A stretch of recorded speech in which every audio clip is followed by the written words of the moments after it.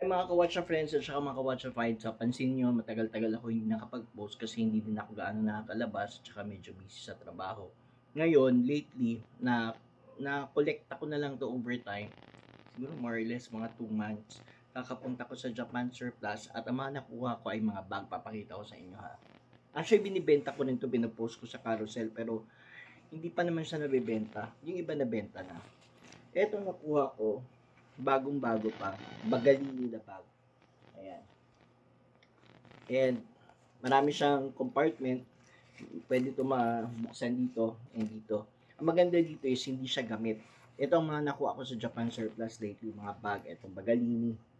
Ayan, pwede niya i-research sa internet kung magkano ang presyo.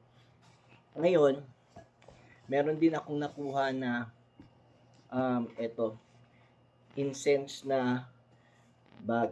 Ito. Ayan.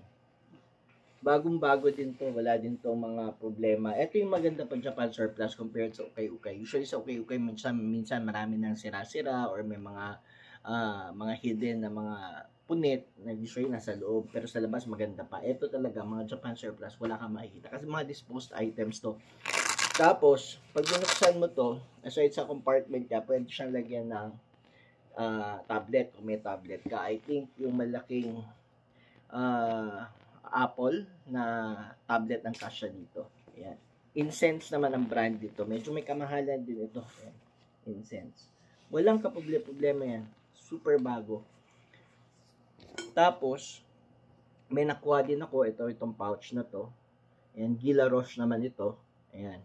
Leatherette lang ito pero napakaganda pa, bagong-bago, walang problema, walang sira.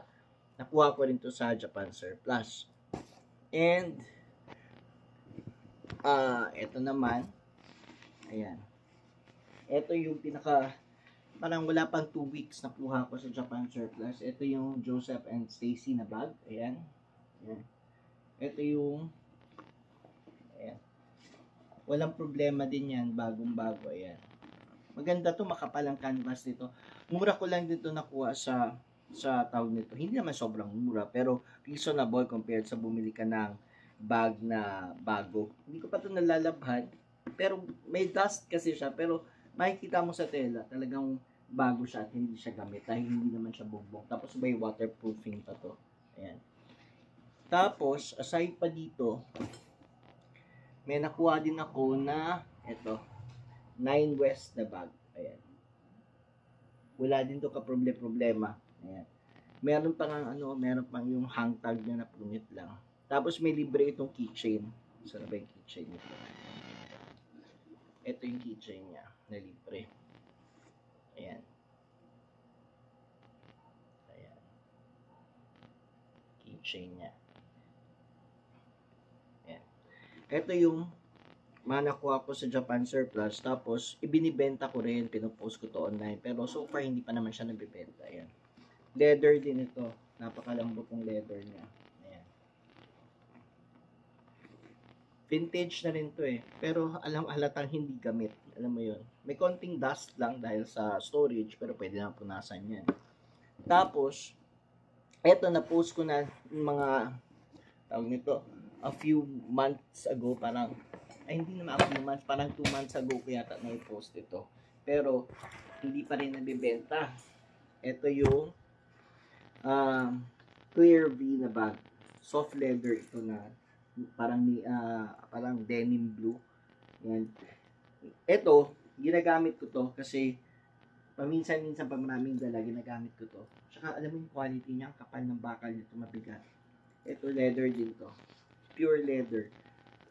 Ayan, kung yung mga kilala si Clear V. Tapos made in USA din siya. Locally made siya sa States. Ayan. So eto nakuha ko rin na swerte nung nakuha ko to, may kasama siyang pouch. Ayan, ito yung pouch niya. Clear V din ito, leather din pero green.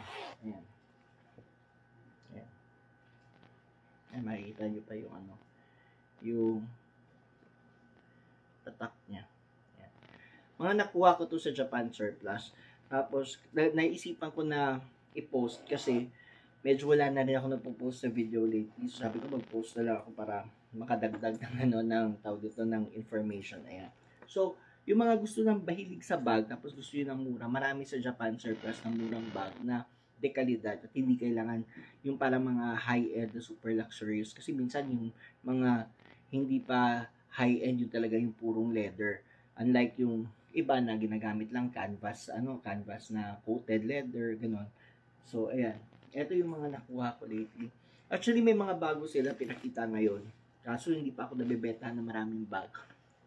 Meron sa mga Victorinox at saka Swiss Army. Kaso malalaki naman yun, pati North Face. Ayan. Ayan. Tapos ito. Ito talaga maganda to. Talaga makapal. Ayan. Ayan. Meron akong Marc Jacobs na nakuha. Mabilis din nabenta. Wala pa isang araw nabenta agad. Tapos dinala nung nakabili sa abroad. Hindi siya inarang. Ibig sabihin, talagang pag Japan talaga, hindi siya class A or imitation. So, ayan. Ito yung 9 West. Maganda dito, talagang leather to eh. Hindi ka na masyado makakita na ganito. At kung meron man, medyo may kamahalan talaga. Tsaka yung leather nito makapal.